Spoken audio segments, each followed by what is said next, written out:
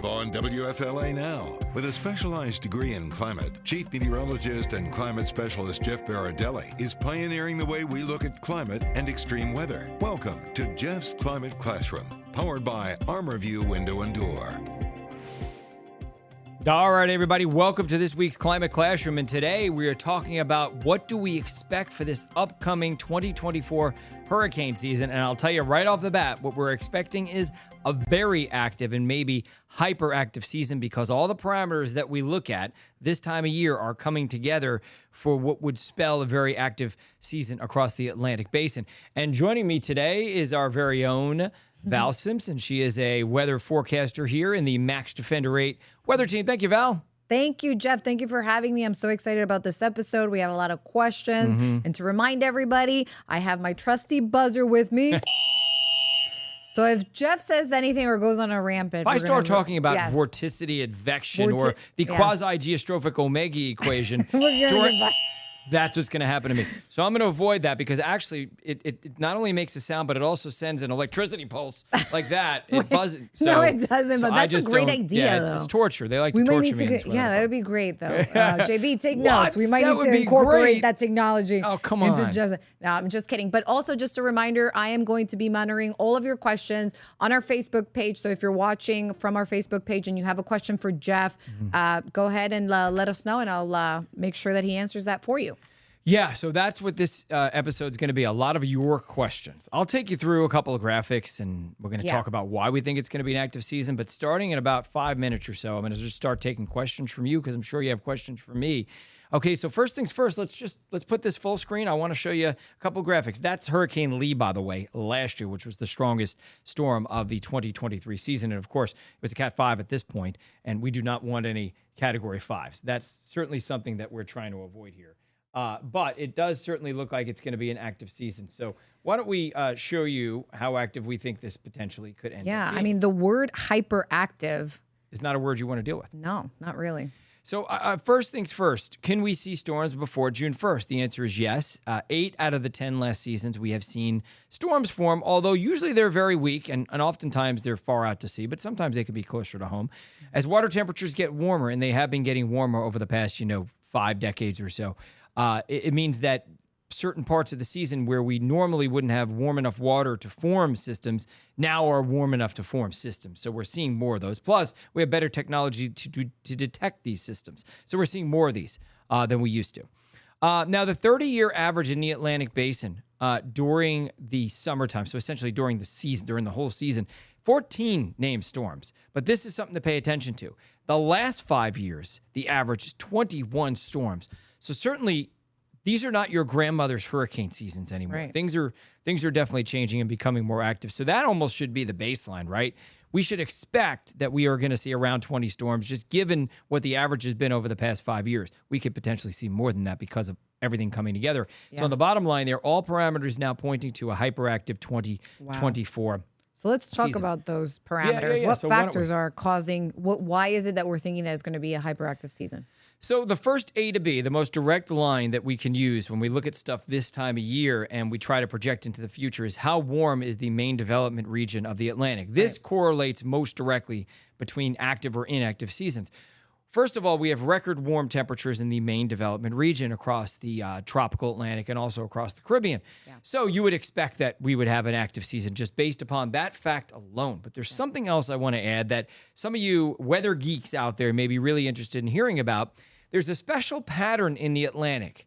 It's called the horseshoe pattern. And when we have a horseshoe pattern, let me bring this up full screen. Yeah. When we have a horseshoe pattern where the warm water kind of forms a horseshoe and there's a lot of cool water off the eastern seaboard, these tend to be very active hurricane seasons because of the pattern of warming. Now, I'm going to bring this back again and explain why to you. What matters in weather is not absolute warmth. It's relative warmth. Now, absolute warmth does matter. What I mean by that is, and don't buzz me. Give me a second. Don't buzz me. Hold on. Okay, I was going to explain it. Absolute What it means is it's much warmer in the main development region relative to normal than it is in the Bahamas and off the eastern coast of the United States. Okay. So the air tends to rise wherever it's relatively warmer than it should be. Is that better? Does that deserve a buzzer? Yeah, we can understand that. Okay, good. So Air Because that's rises. really important because it's going to come into play when I talk about the Pacific Ocean as well. But anyway, the point is clearly the relative warmth is in the main development region and the Caribbean. So that's where we would expect it to be very active this season. Right. Yeah. Gotcha. So you were saying that we need to take into consideration the Pacific. Why is that?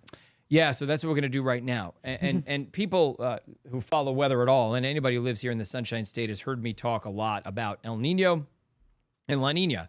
Last year we had an El Nino, and that's a strip of very warm water near the equator, near the Galapagos Islands in the Pacific Ocean.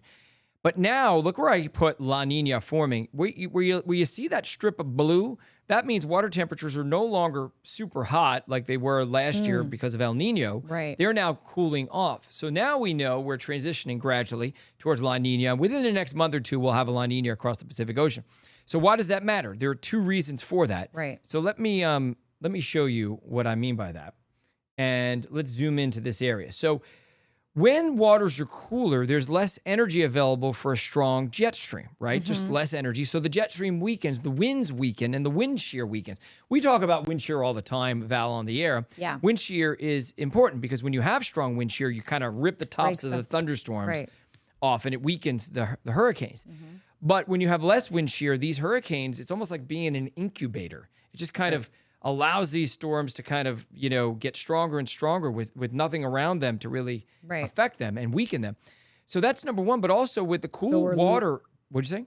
So we're losing that technically, which was kind of like a line of defense. That's right. Against So we're going to be losing that with the transition of La Nina. Exactly. Last year, El Nino wasn't able to stop us from having 20 storms. It was way above average. But many of the storms never became hurricanes or major hurricanes. El Nino was capable of weakening those storms before they got to become catastrophic.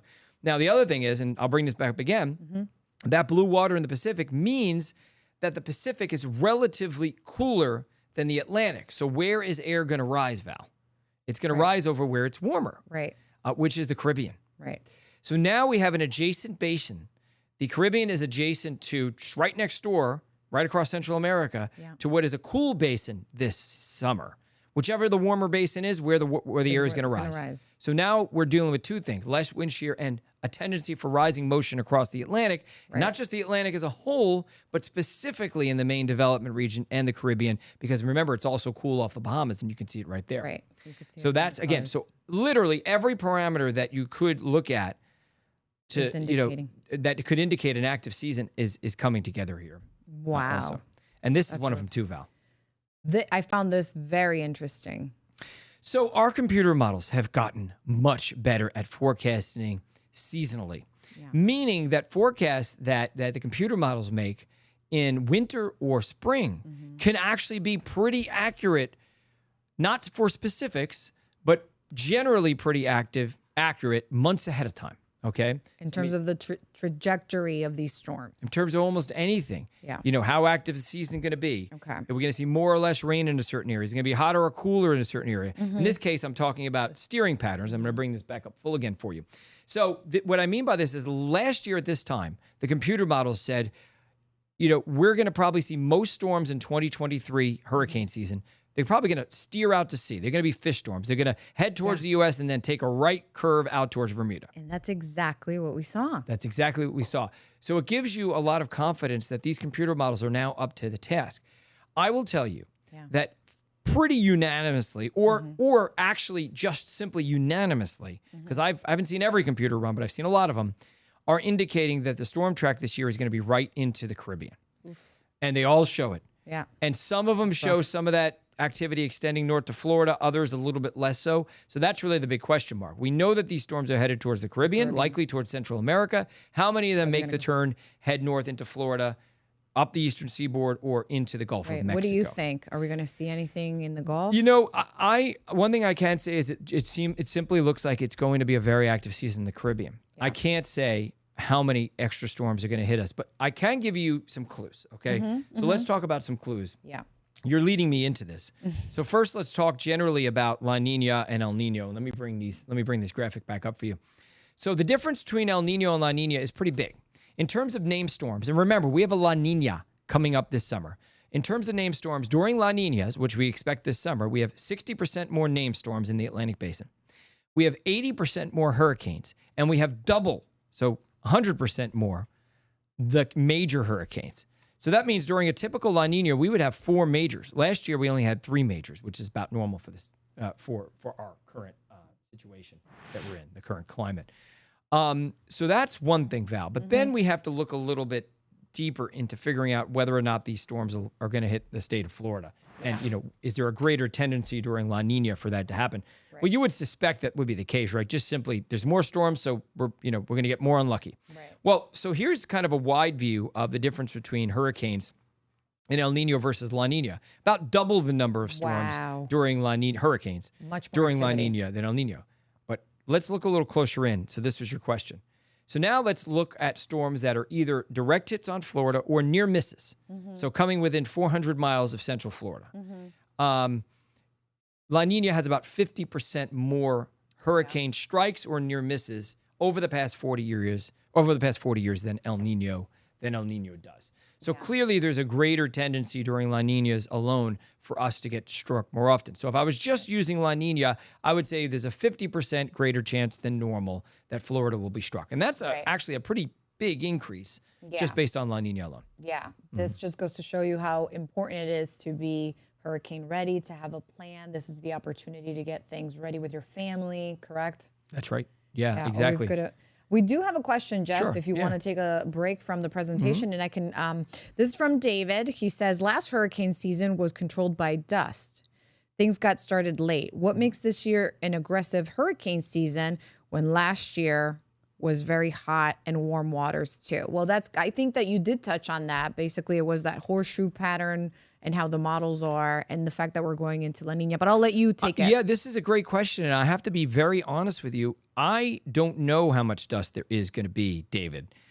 So it's a good point. I mean, just because everything kind of looks broadly like it's favorable doesn't mean that you won't get things that are factors in the weather that make all the difference in the world, like a lot of dust, which would dry out the atmosphere and allow for less development or later development in the tropics. That could happen. I would need to look much more deeply into it, and that's something I plan to do over the next couple of weeks is leading up to hurricane season. But I'll use an analogy by the way, it's not just dust, right? It's also sometimes you have a perfect weather pattern across the Atlantic, but there's this one straggler upper level low, which is causing wind shear in the middle of the Atlantic Ocean. So all these systems hit it, they can't get past it. And now what could have been a perfect season with everything lining up for big hurricanes and lots of them ends up being a lot less than that because there's this one system where, it happens every few weeks where you get a cutoff low that gets broken from the jet stream and ends up somewhere in the tropics and just kind of like a buzzsaw cuts these systems apart. I'll equate it to this, Val.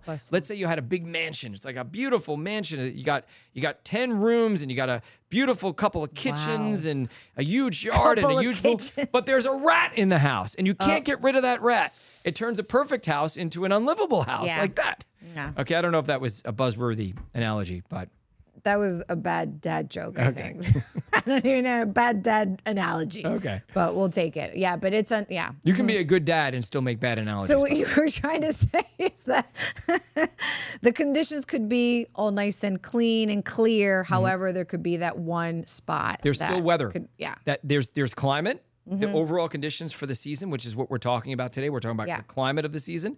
And then there's weather where you get a front or a storm where you get a bunch of Saharan dust, and all of a sudden that season is no longer a perfect case for a big active season. I'm sure. And by the way, just reaching out to folks that are watching right now, please send me your questions. I would love to be able to answer for you. I can't tell you exactly what time and day a storm is going to hit the city of St. Petersburg, but I can give you a general overview of hurricane season. And any questions are fair game when it comes to our upcoming hurricane season, which does look like it's going to be pretty active. This is not a question, but it's a comment from Jay. He's saying, hoping that we do get a lot of Saharan dust this summer. Sounds like we're going to need it. Yeah, I mean, we had it last year at the beginning of season. And, look, things are changing in the climate across Africa. There's been a really, really, really big drought there over the past few months or several months. And what I have to do is look in to see if the pattern has changed there or not. Because if you have a big drought, you very well may be pushing more dry air into the eastern Atlantic, which would decrease the strength of the seedlings that come off of Africa that eventually form into storms. So it is conceivable that Africa will play a big role in how active this hurricane season is going to be. But I will say to you that I haven't looked that deeply into it. And it's something that I plan to look at. Yes, because that seems to be something that's on top of everybody's mind here that are leaving comments and such, knowing that, we are transitioning into La Nina, and it indicates that we're going to have more activity, less wind shear, and all that. So it will play a role, the warmth of sea surface temperatures and so on. So I should bring up the hurricane forecast from the experts. People like Phil Klotzbach from Colorado State University predicting 23 named storms, I think it was. But every forecast I have seen is in the 20s for the most part. There may be one outlier around 19. And then there's University of Pennsylvania, which uses a statistical model. It's not a person. It's an actual model. That model is predicting like 33 storms this upcoming season, which would be a record. The most storms we've ever had in the Atlantic is 30, actually. Anyway, point is, all the hurricane forecasts from the people who do this all the time, and there's probably almost a dozen of them out there right now, they're all forecasting in the 20s, which would be well above our 30-year average, but pretty close to, in line with, just slightly more than our 5-year average over the past 5 years or so. Yeah. That's a lot. Something else I want to show everybody at home while we're waiting for more questions, Val. Yes. So let me take this graphic full, although it should help just a little bit. Okay. So this is a comparison with some of the most active hurricane seasons we've had and the March sea surface temperatures. I don't have the April sea surface temperatures quite yet because it's only May 2nd. We'll have those in the next couple of weeks just to kind of compare apples to apples. But if you look at 2005, we had 28 storms. 2010, we had 19 storms. These were all very active seasons. The most active at all, 2020. And in 2024, which of course, question marks, we don't know how active it's going to be. But if you look, 2024, by far the warmest in the main development region and the Caribbean, followed closely by 2010. But 2020, in March at least, the main development region water temperatures, you can see the white, not very warm. They got warmer, obviously. Yes. 2005 was a year that we'll all remember. I mean, Jeff, was 2020 a La Nina year? Do we know? Yes, it was actually. Yeah. Okay. In fact, 2020, 2021, and 2022 were La Ninas. 3 years, a triple dip, as we call it. And then 2023 was the El Nino, and now we're going back to La Nina again. Yeah, but it shows you just how anomalous or how above average 2024 is. It's actually close. 2010 is pretty neck and neck, but 2024 is still the warmest in the main development region. Yeah, based on this information, it almost seems like we could potentially make it to 30 storms. Yeah, but again, there's a lot of other factors, not just sea surface temperature. This is only one piece of the puzzle. Saharan dust is one of them. Right. So what's happening in Africa, what's happening in the Pacific. Again, everything's pointing to hyperactivity. And it wouldn't surprise me if this was the most active season that we've ever had. It wouldn't surprise me at all. I don't know if it will be. There's weather that happens in that time that can change it. Yeah. But when we look at the number, when we look at, there's two ways that we can measure how active a hurricane season is, Val. Yeah. And that is the number of storms that we have. Yeah. Or the amount of energy that is expended. Something called ACE, the accumulated cyclone energy. It wouldn't completely surprise me if we fell short of 30 named storms this year, but we still ended up near records or above records in the amount of energy, because what we expect this to happen this season is for a lot of these storms to achieve hurricane or major hurricane status, unlike last year. Last year we had 20 storms, but only 7 hurricanes, which 7's normal, 20's not. Right. This year we're expecting 20-something storms, but we're expecting probably at least 11 of them or more to become hurricanes. And majors, we only had 3 last year. Well, we're expecting 5 or 6 probably this year, judging by what we see, and maybe more. So there's going to be a lot more energy expended because these storms are going to be that much stronger. Yeah. Gotcha. We do have a question. Sure. From Jay. It says, we get some storms forming from cold fronts. How does the La Nina affect early season cold fronts? That's a really good point. Because we haven't fully transitioned yet, we would expect that as we go from El Nino, which is just dying now, I don't think they've officially declared it dead yet, but it's basically dead. But because we still have residual warmth in the Pacific, you would expect that more fronts would make it here a little later in the spring than otherwise would have in an El Nino pattern. Or excuse me, during a La Nina pattern. So we're not in La Nina yet. So let's just establish that. We won't be in La Nina until summer, probably June. Which means we're still kind of at the tail end of an El Nino. And in that particular case, we should see fronts lasting a little bit longer. That would have a better chance of actually forming hybrid subtropical systems in the Gulf of Mexico or close to home. Storms that are, we call it close to home. But with all that said, that's just theoretical. Yeah. In actuality, what we see over the next couple of weeks is a big heat dome that's going to build on top of us and some major league heat here in the Bay Area by next week. So 95 inland feels like temperatures around 100, dew points off, way up there. It's not going to be nice. But that also means we're not going to see those fronts intrude on the Gulf. That big dome is going to keep those fronts up in the Midwest and up in the Southeast. And if those fronts can't get into the Gulf or the South or off the east coast of Florida, then they can't form into tropical systems. So actually, it's going to suck that it's going to be so hot next week, but it will keep the tropical systems at bay until that heat ridge breaks down. Good deal. Yep. We have a question from Christian. Hey, Jeff, with the above average hurricane season, do you think the drought will not be as severe in Florida as it was last year? And she adds, thank you so much for the great information. Oh, I appreciate that. So the answer is it would be so difficult for us to have a drought as bad as last year. I mean, last year was just one of the driest summers on record here in the Bay Area. We had such a weird pattern. If you remember, Fort Lauderdale picked up like 100 and something inches in rainy season. Yeah. A lot of it coming from that one event where they had like 30 inches or something like that. One day, yeah. But the East Coast got sucked. We had westerly steering flow the whole summer. So the storms that developed around here, or showers that developed here, by the time they became storms and really came together and converged, it was on the East Coast. So the East Coast got inundated with rain. We totally missed out. That should not be the case this upcoming season. We should see a lot less drought conditions this upcoming summer. But, I can't say for sure it's going to be a wetter than normal summer. Great. We have a comment, not a question, from Jackie. She says, I just hope there's no hurricanes when I go into labor in October. We always have October storms. She's right about that. And I hope that you're correct about that too. Have a healthy pregnancy, listen, yes. Val has 2 children. Yes, I do. And one born in November and the other one in September. So right in the yeah, and you were living in Florida. Yeah, yeah, both times. Well, but I do remember Irma with Nico. He was a baby. 2016, if I'm correct. He was, 26, Irma, 17. Probably 17 or 17, 18. I think. Wait. Matthew was 17 and Irma may have been 18. I don't know. I honestly, I can barely remember when I had breakfast. I have a 2.5-year-old daughter, so you can't even ask me when I have a breakfast this morning. But Nico decided to sleep through the hurricane that day. But yeah, he was a little baby and we lost electricity. Well, you guys know the drill. You know how it is if you've lived here in Florida for a long time. So yeah, we've been through a lot of hurricanes. My husband went through Andrew back in the day. He's from Miami. He remembers the sound that hurricane did. I know we always talk about that, Jeff, and you always tell me that's something that everybody remembers. He says that it sounded like a freight train going through. He hid in the bathroom with his mom and his dad at the time. But yeah, awful experience. Yeah. So he's always very hurricane ready. Yeah. Yeah. No. Listen, it's a big deal. My wife, she gave birth to my daughter.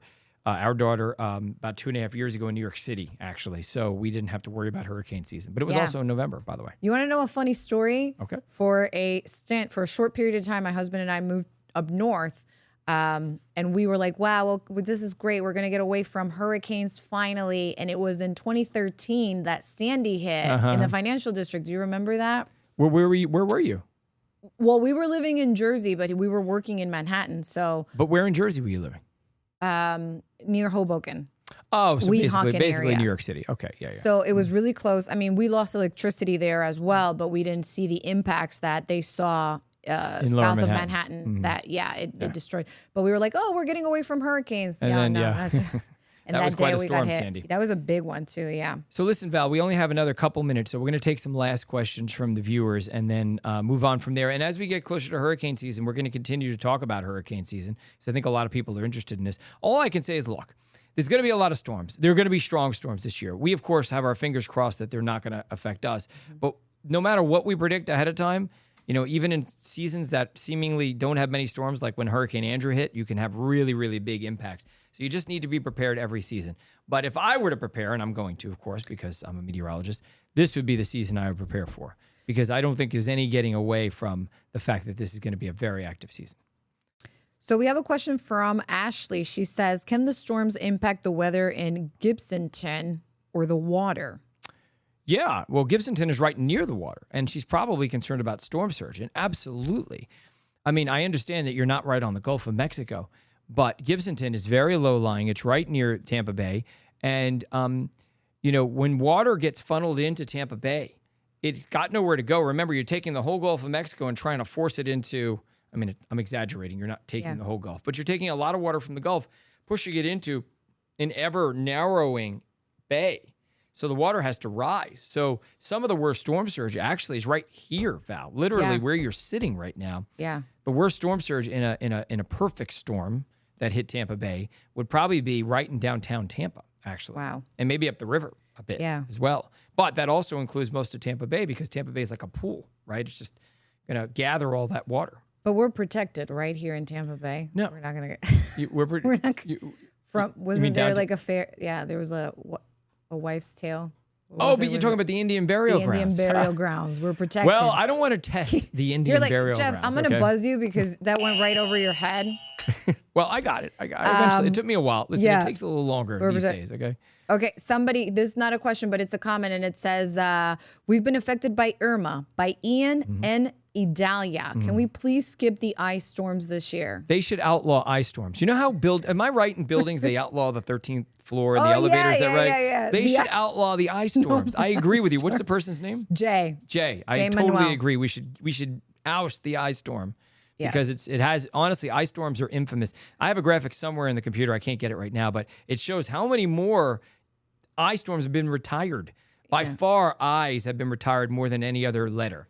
Yes. Okay, one more question, and then we got to go and do some weather. Okay? Yes. Again, not a question, but this is a comment, and it's from Van Lee. She says, "Good luck to Florida," and she put a 4-leaf clover and some hearts, emoji hearts for us. Man, it's not just Florida. But yeah, I appreciate that. You want to show it? That was good. I thought you were going to show it. If you want to, okay. yes, no, it's why okay. not? That's I don't know okay. how do I bring this up? Let me see. Put it in the camera. Let me see if I could do this like the. It's kind of messy. I see. Yeah, not really. You're going the. Yeah. I see it. I see the green. We got it. There we go. But yes, thank you everybody for all the comments and all the questions. And definitely, this is the time to prepare. I think that if we leave with a note or a highlight, that's. I always tell people when I'm on the air, you are going to be just fine if you just listen to what we tell you and you listen to what the emergency managers tell you. You're going to be okay. Homes these days are built very well. If your home is not built well, this is going to be a place for you to go.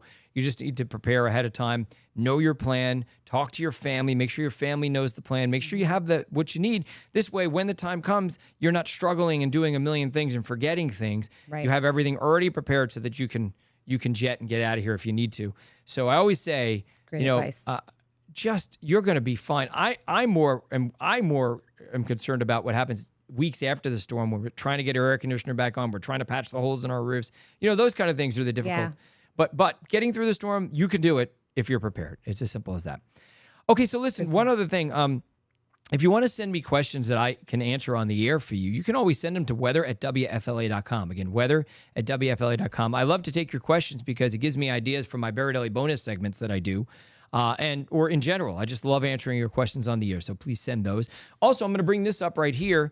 If you would like to read more about what we're expecting this upcoming hurricane season, go to WFLA.com, click on the weather tab, then click on Jeff's Climate Classroom, and there is a article waiting for you that goes in a little more depth on what we're expecting for this upcoming hurricane season.